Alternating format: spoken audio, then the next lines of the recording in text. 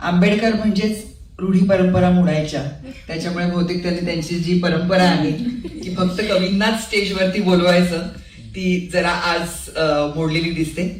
थोडंसं बोलणार आहे कारण समविचारी लोक हल्ली फार कमी भेटतात. मला फार आभार मानायचे मनापासून की तुम्ही ह्या मंचावरती ह्या कार्यक्रमामध्ये मला सहभागी करून घेतलं. हा मोठा भाग्ययोग आहे माझ्यासाठी. खरं भाग्य वगैरे असे शब्द मी सहसा वापरत नाही, पण आता तो वापरावासा वाटला.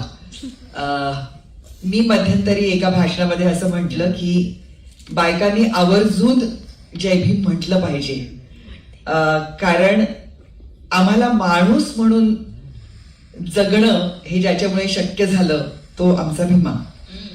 तर त्याचा उद्गार तर केलाच पाहिजे, त्याचा जय जयकार तर केलाच पाहिजे असं मी म्हटलं.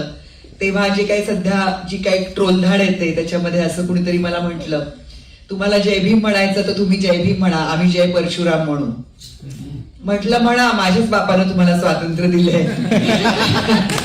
काहीही म्हणायचं, माझं काय जातंय. पण त्याच्यातला एक मुळात फरक मला जो जाणवतो तो असा आहे की परशुरामांच्या मागे भगवान परशुराम असला होता. माझा बाप महामानव होता. आणि दुसरी गोष्ट अशी आहे की परशुरामाचा झालेला एक अपमान ह्याच्यासाठी तो अख्खी पृथ्वी निक्षत्रिय करणार होता, आणि जे त्यांनी बरेचदा केलं. आता मला संख्या माहिती नाही नेमकी, 21 वेळेला तरी ती निक्षत्रिय केली. पण माझा बाप ज्याच्या कित्येक पिढ्या यांनी अन्याय सोसला त्याचा त्यांनी बदला नाही घेतला. संविधान लिहिताना त्यांनी कल्याण केलं, ते अखिल मानव जातीचं कल्याण केलं. त्याच्यामुळे तो महामानव, आणि त्याच्यामुळे तो मला वंदनीय, त्याच्यामुळे मी त्याची फॅन, त्याच्यामुळे तो माझा प्रियकर, माझा बाप, माझा सखा, सर्व काही. मला नेमकी एका कवयित्रीची कविता वाचायला आलेली आहे. ते मला फार अभिमान वाटतो त्या गोष्टीचा, कारण सगळेच जण बाबासाहेबांकडे वेगवेगळ्या नजरेने बघतात. माझ्याबद्दलची एक छोटीशी गोष्ट सांगायची ती म्हणजे बापाला आपली कूस दिलेली मी एकमेव असेन. मी बाबासाहेब आंबेडकर महामानवाची गाथा ह्याच्यामध्ये मी भीमाईची भूमिका केली होती, आणि मला वाटतं आता मला ऑस्कर नाही मिळाला तरी चालेल, किंवा तो मला मिळाला असता.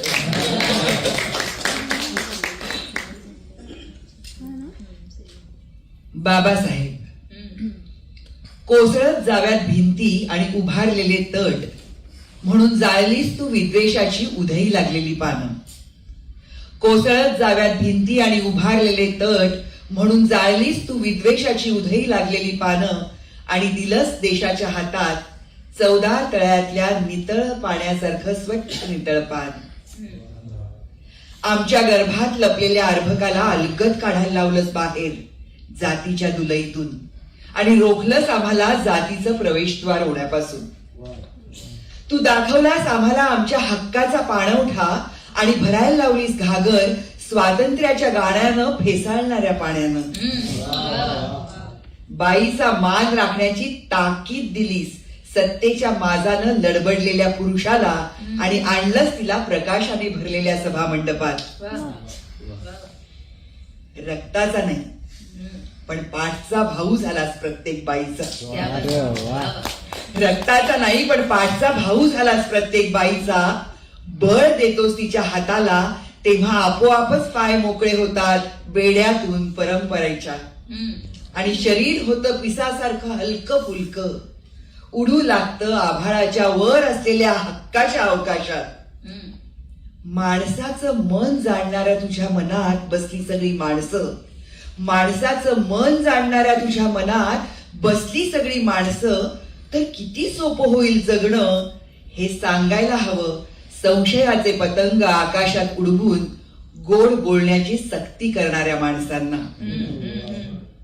माणसाचं मन जाणणाऱ्या तुझ्या मनात बसली सगळी माणसं, तर किती सोपं होईल जगणं हे सांगायला हवं संशयाचे पतंग आकाशात उडवून गोड बोलण्याची सक्ती करणाऱ्या माणसांना. कदाचित दूर होतील युद्धाचे ढग आणि होईल आभाळ निरभ्र. कदाचित दूर होतील युद्धाचे ढग आणि होईल आभाळ निरभ्र. त्या दिवसासारखं ज्या दिवशी ठेवला होतास तू ह्या देशाच्या हातात संविधानाचा दिवा. बाबासाहेब आंबेडकर नावाचं एक सूक्त मी जपून ठेवलंय माझ्या आत.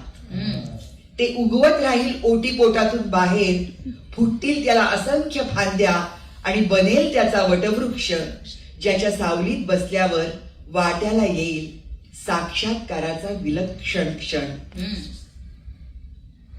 मी प्रतीक्षेत आहे त्या क्षणाच्या या कठीण काळात. मी प्रतीक्षेत आहे त्या क्षणाच्या या कठीण काळात.